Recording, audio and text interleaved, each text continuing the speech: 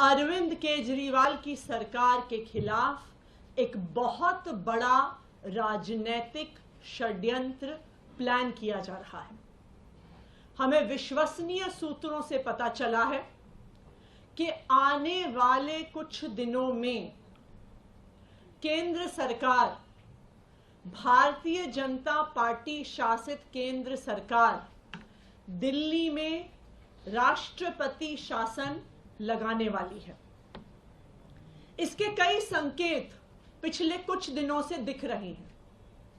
हम पिछले कई दिनों से देख रहे हैं कि दिल्ली में किसी भी अफसर की पोस्टिंग नहीं हो रही है।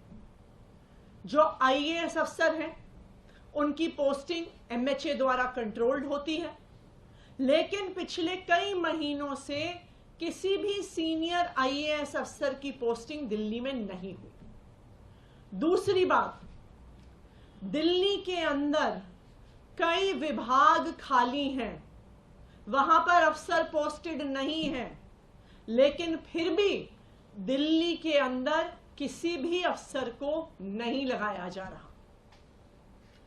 तीसरी बात,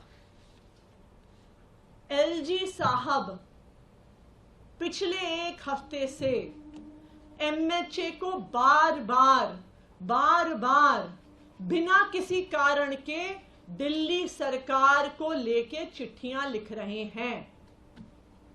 कहते हैं कि मंत्रीगण मीटिंग में नहीं आते, कहते हैं कि मुझे चर्चा करनी है, मैंने मीटिंग पे बुला रहा हूं, ये मीटिंग में नहीं आ रहे हैं। ये वही एलजी साहब हैं जो कोर्ट में खड़े होके कहते हैं कि जी ये ट्रांसफर्ड सब्जेक्ट है, मेरा इससे कोई लेना देना नहीं है।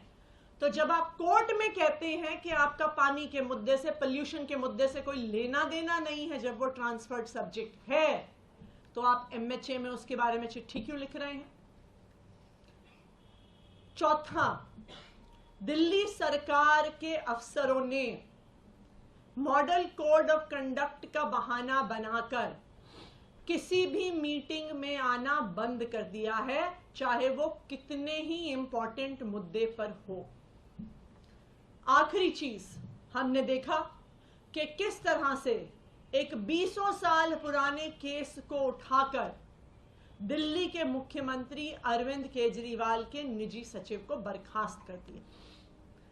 तो ये सारे लक्षण दिखा रहे हैं कि एक बहुत बड़ी साजिश हो रही है, दिल्ली की सरकार को गिराने की साजिश हो रही है, अरविंद केजरीवाल की सरकार को गिराने की साजिश हो रही है और दिल्ली में राष्ट्रपति शासन लगाने की साजिश हो रही है।